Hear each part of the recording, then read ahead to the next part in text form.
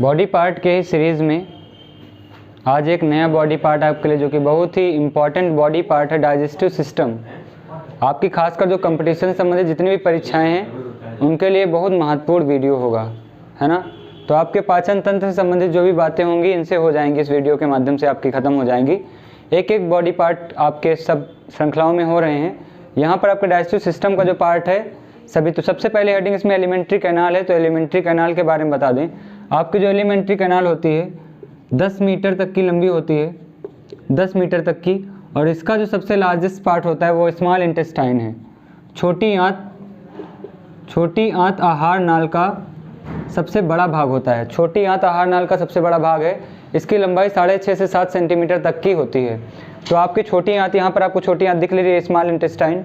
Small intestine सबसे छोटा, सबसे लंबा भाग होता है किसका?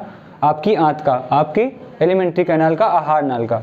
आहार नाल का पहला भाग माउथ होता है, जिसको आप मुख गुहा बोलते हैं, माउथ ओरल कैविटी भी बोलते हैं इसी को आप।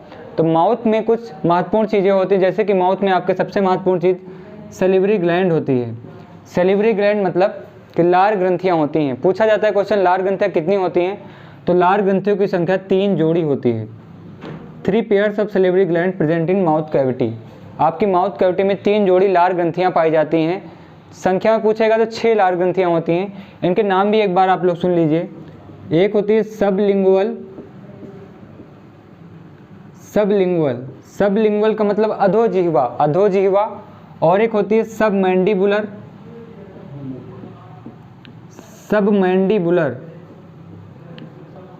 सबमैंडिबुलर जो कि आपके यहाँ पर होते हैं, जिसको आप अधोहनु बोलते हैं, अधोहनो लार ग्रंथि। और एक बहुत ही महत्वपूर्ण लार ग्रंथि जिसका नाम है पैरोटिड लार ग्रंथि, इसको आप कर्णमूल बोलते हैं। कर्णमूल लार ग्रंथि आपके कान के मूल पर होती है, मतलब कान की जड़ों के पास में एक दोनों कानों के पास में एक जोड़ी कर्णमूल ग्रंथि होती है। कर्णमूल ग्रंथि पर ही इन्फेक्शन हो जाता है वायरस का, तो उस पर मम्प्स नामक बीमारी हो जाती है, जिसको आप गलसुआ बोलते हैं, मम्प्स नामक बीमारी। तो आपके माउथ में, खासकर माउथ में एक एंजाइम पाया जाता है, टाइलिन एंजाइम, जो कि लार ग्रंथियों से निकलता है। दिन भर में 1 से 1.5 लीटर लार आपके निकलती है। इसी लार ग्रंथियों में आपके क्या पाया जाता है? तो लार एंजाइम पाया जाता है। लार एंजाइम का नाम, जैसे एंजाइम में है तो लार एंजाइम का नाम टाइलिन होता है। टाइलिन को ही आप लार एमाइलेज भी बोलते हैं, सैलिवरी एमाइलेज ही दूसरा नाम किसका है? तो टाइलिन का है। और ये आपके भोजन में स्टार्च का पाचन करवाते हैं। स्टार्च या फिर कहीं पर अगर आपको कार्बोहाइड्रेट या स्टार्च का पाचन आपके मुख गुहा में होता है, पूछा जाता है बहुत बार कि स्टार्च या फिर कार्बोहाइड्रेट का पाचन कहाँ पर होता है, तो आपकी मुख गुहा में होता है, लार एंजाइम के द्वारा किया जाता है, टाइलिन के द्वारा। ठीक, तो ये माउथ से संबंधित बातें बहुत जल्दी हम लोगों ने समझ ली है। आपकी आहार नाल का दूसरा पार्ट इसोफेगस होता है, जिसको आप ग्रास नाल बोलते हैं। ग्रास नाल में भोजन के किसी भाग का पाचन तो नहीं किया जाता है, लेकिन ये भोजन को केवल रास्ता प्रदान करता है, और यहाँ पर क्रमाकुंचन गतियाँ होती हैं, पेरिस्टाल्टिक मूवमेंट होता है ना। उसके बाद ये बहुत ही महत्वपूर्ण पार्ट हो जाएगा स्टमक मतलब कि आमाशय। इसको आप उदर गुहा भी बोलते हैं, जठर भी बोलते हैं, क्योंकि यहाँ पर जठर ग्रंथियाँ पाई जाती हैं, गैस्ट्रिक ग्लैंड्स पाई जाती हैं।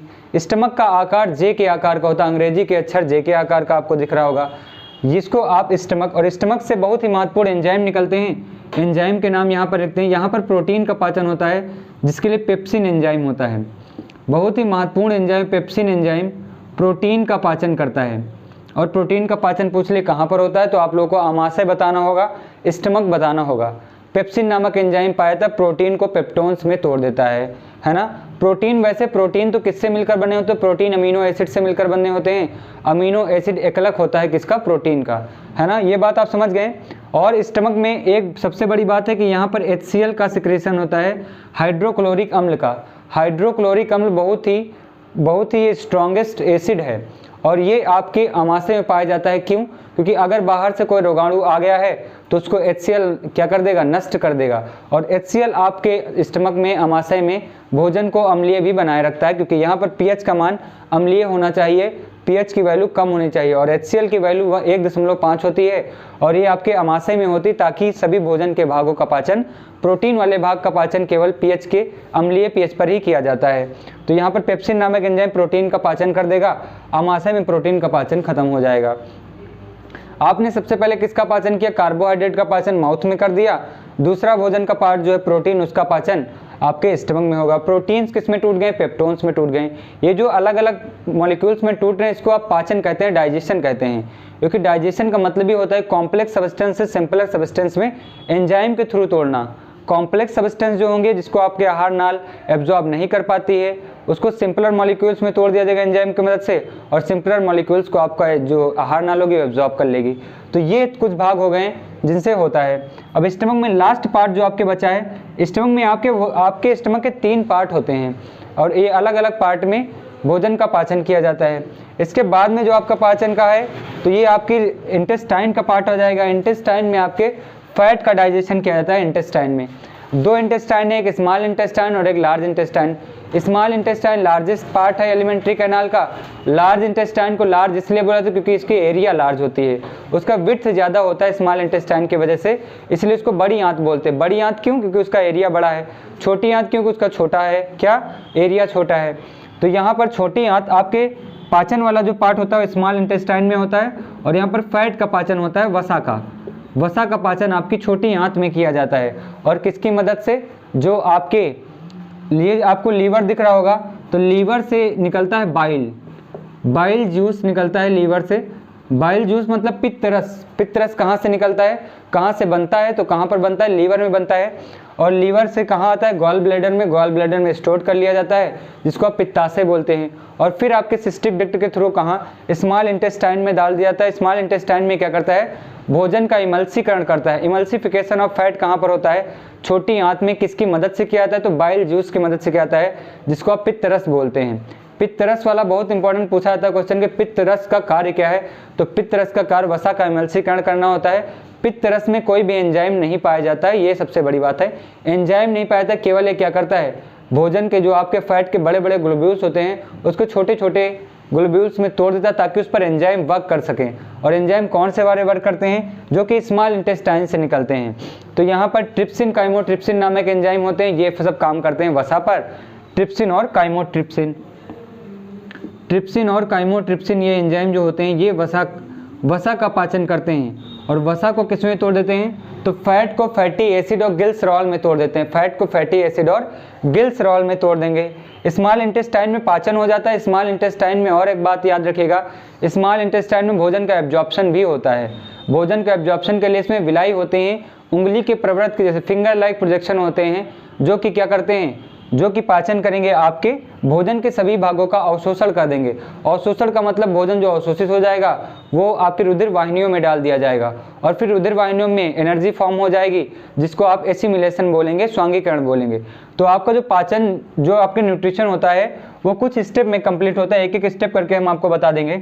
सबसे पहला स्टेप, जैसे कि आप क्या करते हैं, इनगल्फ करते हैं भोजन को, उसको बोलते हैं इंजेशन। इंजेशन बोलते हैं, आप भोजन को क्या करते हैं, अंतर ग्रहण करते हैं। इंजेशन के बाद में आता है डाइजेशन। डाइजेशन मतलब पाचन। डाइजेशन के बाद आता है एब्जॉर्प्शन। एब्जॉर्प्शन मतलब स्वांगीकरण। एब्जॉर्प्शन मतलब अवशोषण। एब्जॉर्प्शन के बाद आता है एसिमिलेशन। एसिमिलेशन का मतलब होता है स्वांगीकरण। भोजन क्या करेगा, एनर्जी फॉर्म हो जाएगी। एसिमिलेशन के बाद में ईजेशन। ईजेशन के थ्रू बॉडी से बाहर। अब एक एक चीज़ हम आपको समझाते हैं। इंजेशन मतलब स्वांगीकरण, भोजन को आप उठा करके आहार नाल में डाल देंगे, माउथ कैविटी में डालते हैं, उसको आप इंजेशन बोलते हैं। डाइजेशन क्या होता है, जो कॉम्प्लेक्स सब्सटेंस होते हैं उनको सिंपलर सब्सटेंस में तोड़ दिया जाता है with the help of enzymes. Enzymes को इसलिए आप बायोलॉजिकल कैटलिस्ट बोलते हैं, क्योंकि वो क्या करते हैं, रिएक्शन की रेट को बढ़ा देते हैं। तो एंजाइम की हेल्प से डाइजेशन हो जाएगा। जो डाइजेस्टेड फूड हो जाएगा, सिंपलर मॉलिक्यूल्स, वो स्मॉल इंटेस्टाइन में विलाई के थ्रू एब्जॉर्ब कर लिए जाएंगे, इसको आप एब्जॉर्प्शन बोल देंगे। एब्जॉर्प्शन के बाद में जो आहार नाल में आपकी जो रुधिर वाहिनियों में एब्जॉर्ब फूड चला जाएगा, वो एंजाइम फॉर्म कर ले, वो एटीपी मतलब ऊर्जा का फॉर्मेशन कर लेगा, और इस प्रक्रिया को आप एसिमिलेशन बोल जाएंगे। और जो अनडाइजेस्टेड फूड होता है, वो अनडाइजेस्टेड फूड आपकी एनस के थ्रू या रेक्टम के थ्रू क्या कर दिया जाएगा, बॉडी से बाहर निकाल दिया जाएगा, उसको आप ईजेशन बोलेंगे। यहाँ पर आपको दिख रही होगी एक फिंगर लाइक प्रोजेक्शन होता है जिसको आप विलाई बोलते हैं, और एक प्रवृत्त निकला होता है जिसको आप वर्मी फॉर्म अपेंडिक्स बोलते हैं। वर्मी फॉर्म अपेंडिक्स ये आपके अवशेषी अंग हैं। अवशेषी अंग का मतलब पहले काम में थे, आप काम में नहीं थे। अब काम में नहीं है। वर्मी फॉर्म अपेंडिक्स लार्ज आपके सीकम के पास मिला, सीकम कोलन रेक्टम ये लार्ज इंटेस्टाइन के पार्ट होते हैं। सीकम वाले पार्ट की जगह पर क्या होता है, वर्मी फॉर्म अपेंडिक्स। और वर्मी फॉर्म अपेंडिक्स आपका अवशेषीय अंग है, पहले कार्य में था अब कार्य में नहीं है। बोलते हैं पहले जब आप शाकाहारी थे, पहले आप जब ज़्यादा क्या जड़ वड़ खाते थे तो सेलुलोज का पाचन वर्मी फॉर्म अपेंडिक्स में होता था, लेकिन अब ऐसा कोई कार्य नहीं है। आपके शरीर में बहुत सारे अवशेषीय अंग पाए, जैसे निक्टिटेटिंग मेम्ब्रेन जो आपकी आंख पर परत है वो भी निक्टिटेटिंग मेम्ब्रेन एक अवशेषीय अंग है। आपके जो कर्ण पल्लव हैं वो भी क्या है, वो भी अवशेषीय अंगों की श्रृंखला में आते हैं। आपके शरीर में बहुत सारे अवशेषीय अंग हैं और जिनमें से वर्मी फॉर्म अपेंडिक्स एक प्रमुख अंग है जो कि डाइजेस्टिव पार्ट का है ना। तो आपके कुछ पार्ट हो गए। सबसे पहला पार्ट माउथ है। माउथ में कार्बोहाइड्रेट का पाचन होता है with the help of enzyme. कौन सा एंजाइम, लार एमाइलेज। उसके बाद में आपका स्टमक हो गया। स्टमक में किसका पाचन होता है, प्रोटीन का, with the help of pepsin enzyme. उसके बाद वसा का पाचन आपके स्मॉल इंटेस्टाइन में किया जाता है और वहीं पर आपके ड्यूडेनम एक पार्ट है, प्रमुख ग्रहणी वाला भाग, ग्रहणी वाले भाग में पाचन किया जाता है। आपके स्मॉल इंटेस्टाइन में किसका पाचन, वसा का पाचन किया जाता है। ये सब बातें खत्म होती हैं। अब यहाँ पर एक प्रमुख बात आप सुन लीजिए केवल कि स्टमक में आपके HCl निकलता है। अगर HCl की मात्रा आपके पेट में ज़्यादा हो गई तो एसिडिटी कॉज हो जाता है, जिसको आप अम्लता कहते हैं। और अम्लता को दूर करने के लिए ही, एसिडिटी को दूर करने के लिए आप बेकिंग सोडा का भी प्रयोग कर सकते हैं। बेकिंग सोडा मतलब NaHCO3। और एक एंटासिड का नाम आप लोग याद रखिएगा जिसका नाम होता है मिल्क ऑफ मैग्नीशियम MgOH का होल ट्वाइस, जिससे अम्लता को दूर किया जाता है। ये कुछ प्रमुख बातें आपकी पाचन तंत्र से संबंधित हो गई। इसके आगे की बात अगले वीडियो में की जाएगी। तब तक के लिए धन्यवाद। वीडियो पर आपको सब्सक्राइब करिए अगर नए चैनल पर। धन्यवाद।